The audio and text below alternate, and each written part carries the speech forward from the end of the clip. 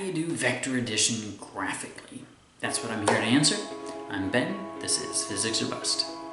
When you're dealing graphically with vectors, one of the most important steps is as you draw them, you want to make sure that the magnitude is proportional to the magnitudes that you're dealing with. So you have to pick for yourself a scale that's going to work for the diagram that you're working with. To add vectors graphically, draw your first vector, making sure to get the angle correct when you draw it and the magnitude proportional to what you're dealing with. Then the next vector starts where the first vector ended. So my first vector here was 4 meters east, and the second vector is 3 meters south. So that 3 meters south started at the tip, at the end of the first vector. And going south, you make sure that the angle is correct using a protractor or some kind of angle device. And you always want to start the tail of the next vector at the tip of the previous one. This is called the tail to tip method. And you would continue that, adding as many vectors as you need to. And then the end, you start at the very start. For the tail of your resultant vector, it's going to start at the very start of your first vector. And it's going to go directly to the very end of your last vector. In this case, I only have 2, so it goes from the start of the 4 to the end of the 3. And we can measure that distance, and I get 10 inches here. I was using a scale that was 2 inches for each meter. So I would get 5 meters as my answer. Then the direction we want to look at, we line it up and look at it here.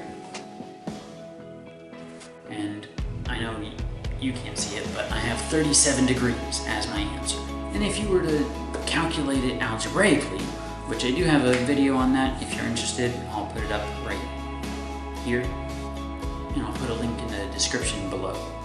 But in order to end up with an accurate answer using the graphical method, you do have to make sure that you are using a ruler and protractor and being very precise on your angles and your lengths.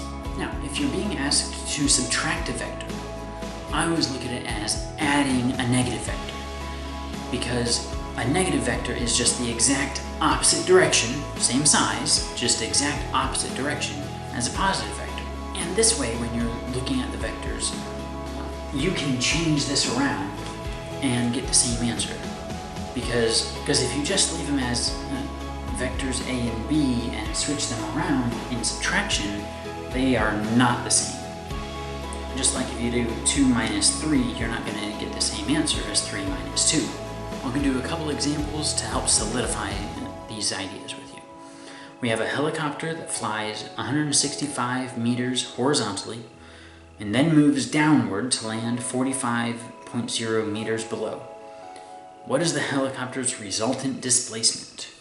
When you draw these lines, you want to make sure that you're using a ruler or straight edge to get the lines perfectly straight. And then as you start making your next vector, make sure to use a protractor to ensure that you are drawing the second vector at the correct angle relative to the first vector. As you draw your resultant vector, make sure that you are drawing from the tail of the first vector to the tip of the last vector, which for this example is from the start of the white vector to the end of the yellow vector.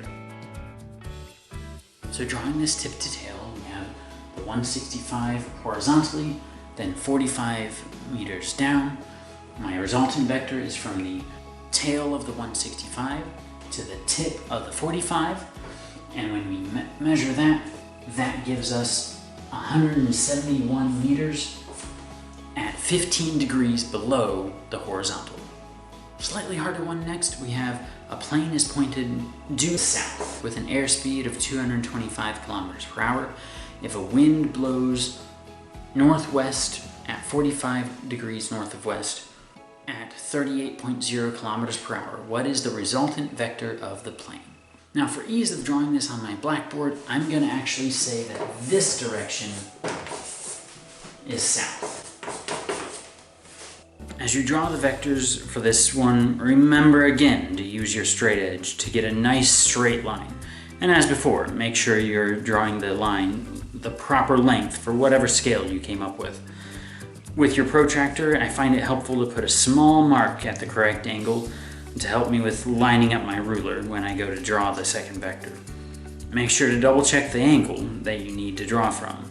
Especially with the cardinal directions, problems can trip you up by stating the angle as west of north instead of north of west. Directions and the angles the vectors are drawn are extremely important when adding vectors graphically, in order to get a vector graphically that matches what the algebraic calculation would be.